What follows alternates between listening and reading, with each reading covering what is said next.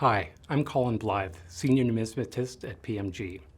Today, I'm excited to talk to Andrew Shiva, one of the world's foremost collectors of U.S. national banknotes. Hi, Andrew. Thank you for talking to us today.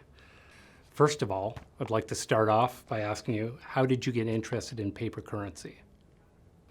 It's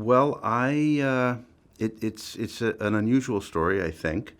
I was visiting a friend in Paris, and she suggested that we go to a local flea market. And as we were walking around looking at the tables at the flea market, I looked down and I saw something I had never seen before, a $2 bill from 1917. I remember being captivated by the engraving, the artwork, and not even really being sure what it was until I asked the proprietor of the stand what I was looking at, and he looked at me and, in a very stereotypical French way, said, "It is your monnaie." So I bought it. Paid too much in hindsight, but that's neither here nor there. And it got me very interested in money before the current era. So when I got back to New York, I started doing research. I found that there was this place near me in Manhattan called Stacks. And I started going to Stacks, and I started looking at other banknotes and learning about how the old currency system worked. And slowly but surely, I started putting together a collection of U.S. type notes. How did you decide to collect national banknotes? I collected type notes for probably about 6 years. And I found that I had gotten to a point where it was very difficult to add to the collection, because I was at that point looking for notes of which perhaps only 2 or 3 or 4 of the type were known, or they were prohibitively expensive. And I decided to sell my type notes and go into national banknotes, because I felt like there were more avenues to explore when it came to collecting. You could really choose different ways to organize a collection, in ways that you couldn't quite do collecting type notes alone. Who has influenced your collecting choices or been mentors to you over time?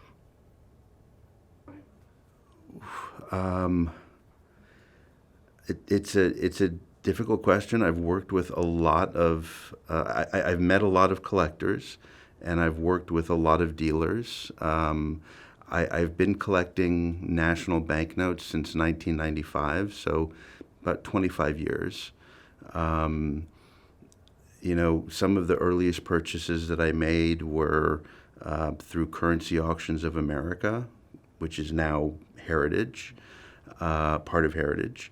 Through Lynn Knight, I've gotten to know, people like Len Glazer and Alan Mincho, who have helped me find notes.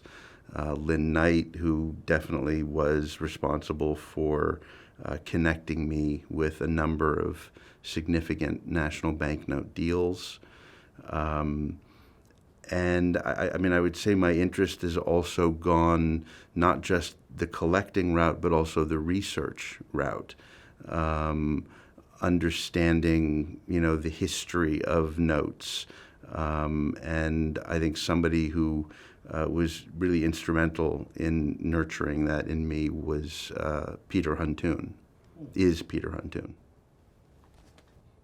Tell us about your work at the National Museum of American History. Sure. That really was a connection that originally was made by Peter Huntoon. He took me to visit the National Numismatic Collection.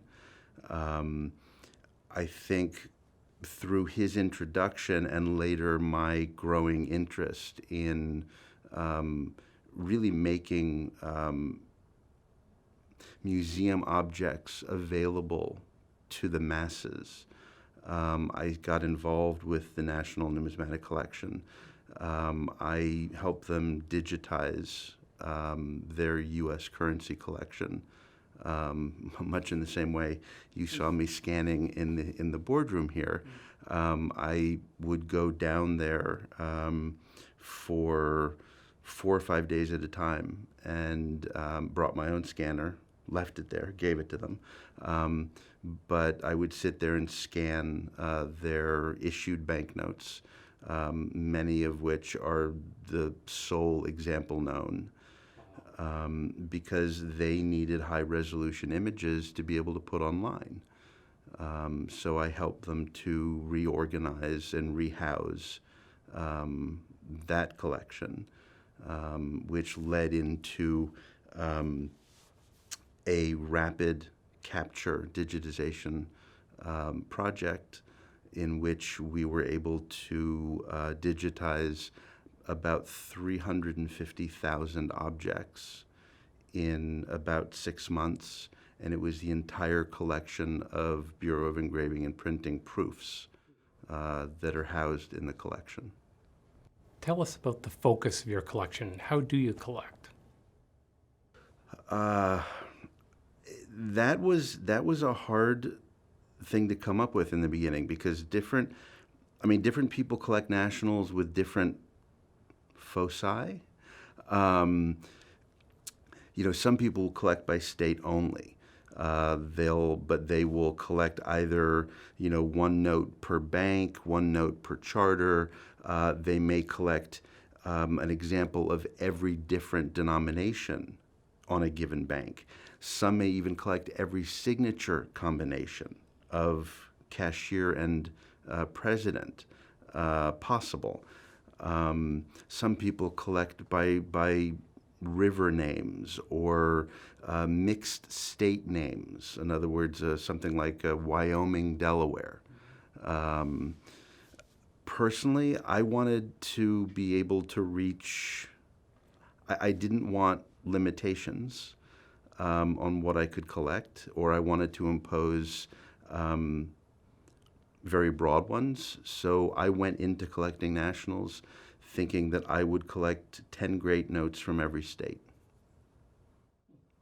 From time to time, you've curated exhibits of your currency for conventions.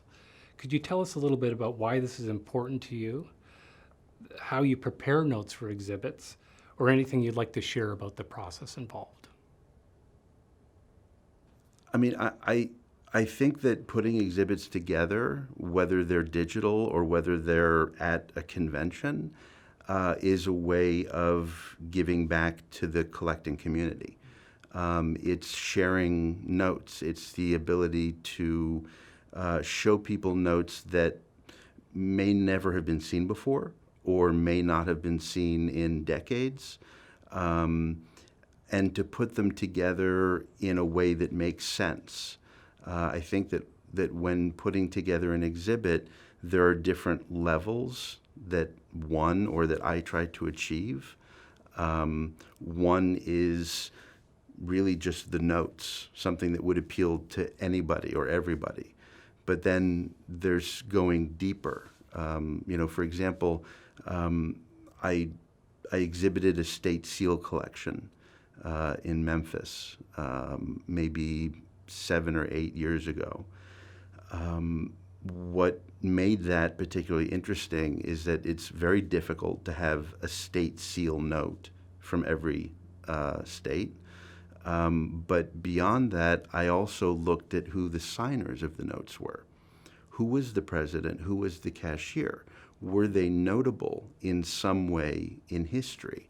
And I found some amazing people who, in conventional history, you would never find them in a history book, but were very significant in their given area, their state or their county.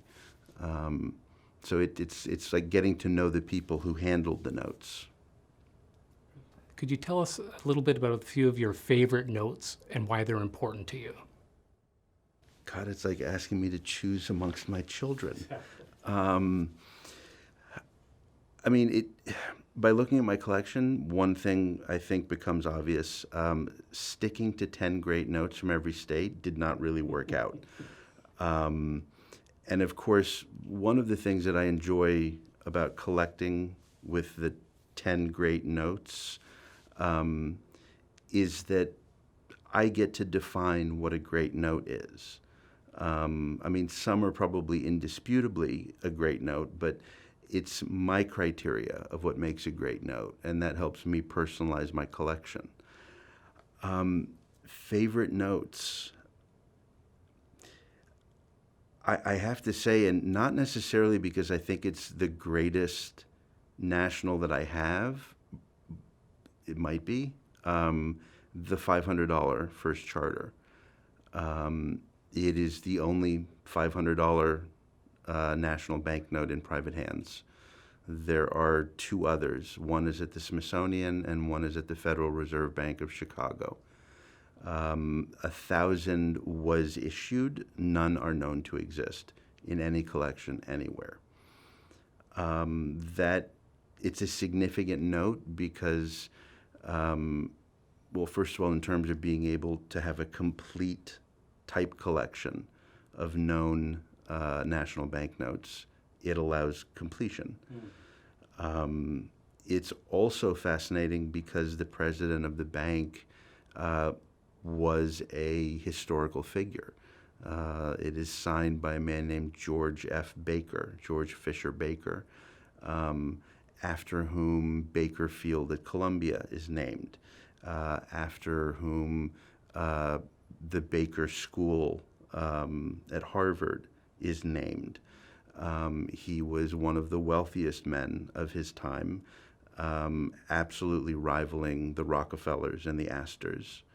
And he was also a philanthropist.